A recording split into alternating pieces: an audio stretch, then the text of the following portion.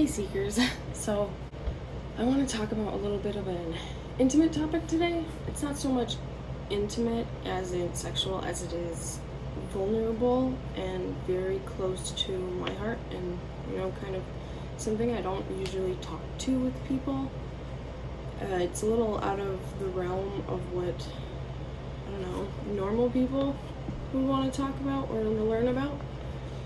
And I don't mean normal as in a negative thing by any means, but I do mean normal as in kind of the generic mindset that you find these days where people are trapped in survival mode. You get the eat, sleep, work kind of mentality, and those people aren't necessarily worried about or are not presently pursuing like a purpose in life, something that makes them driven to go above and beyond. They are trying to meet their basic needs, and that has a different frame of mind than where this will be coming from, because this is more of a mindset that you have when you have a very set goal in mind, and it's not necessarily tied to this realm of reality. If you keep listening, you may understand more of what I'm talking about. I really wanted to talk about this because I haven't gotten to talk about it in a long time, and I feel like the people that really need me are the ones who need to hear it the most, because it's extremely mind-blowing to me. It blew my mind away. I think it would blow your mind away too. It's been heavy on my mind, heavy on my heart, and I want to share it with you guys. I'm also not going to worry as much about a time limit on this one because it is such a deep topic.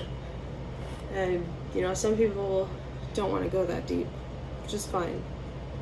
Maybe come back to this later when it suits you. I'm also a little hot and sweaty because I have a sunburn just about everywhere on my body right now, including my face. So if I'm hot and out of breath, that might be why. I've got the air conditioning on blast right now, trying to combat it, but moving on to more important stuff, right? So when we talk about religion and consciousness, things that we don't generally see with our eyes, dreams, the veil. I think it's addressed in the Bible and other religions, going beyond the veil or behind the veil. I know that there's a couple paintings, what's the word? Not esoteric, but hermetic teachings also talk about the veil.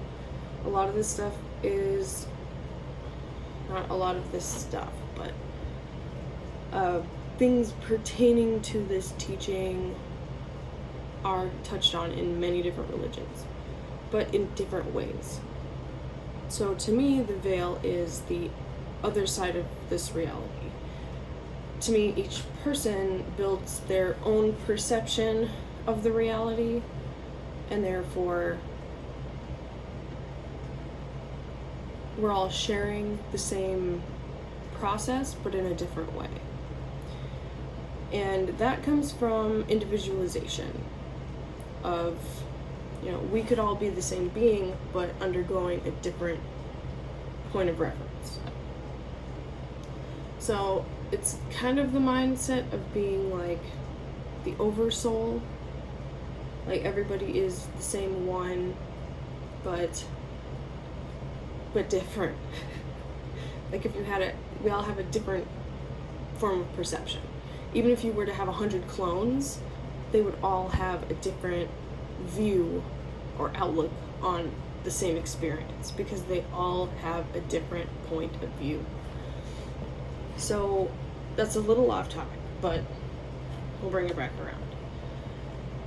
The veil, when you cross over on the other side of the veil, is like a different way of communicating with the same reality, but it looks different. To me, it's like when you mess with a computer, you have DOS, and you have the visual like how everything looks. You can use the mouse to move around on a screen and click on things and type on things and choose windows. Whereas in DOS, it's all typing. You can do all the same things on each one, but they communicate differently. Okay, both same computer, same processor, same everything.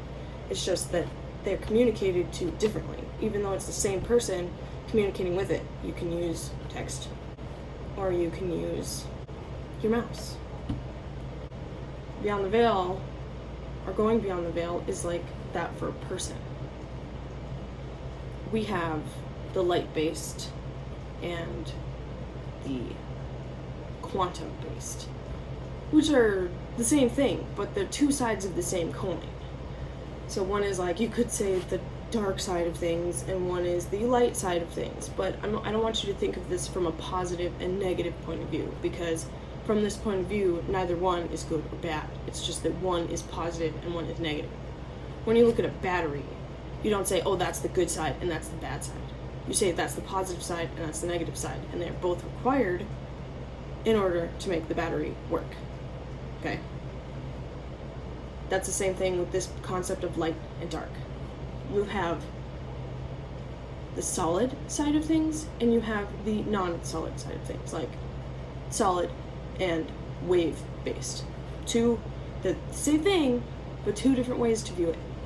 So we have this reality that we're perceiving, that you're watching this video on, that you're experiencing time-space, and then you have the other reality where it's space-time. And this is like I want to say visualization, but it's not visual for all people. In here, we've got a different kind of senses, different form of communicating, different form of understanding. For me, I think it's the same way for everybody. It's all symbolic. On the other one, it's like where your dreams come from. It's all incredibly symbolic. So you need to learn how to communicate with yourself in a new way on that level. It's not typically, some people use words, some people use sounds, some people don't. Some people use colors, some people use pictures, some people use all of them. I mean, I'm a mixture, but it really just comes down to what serves you and when.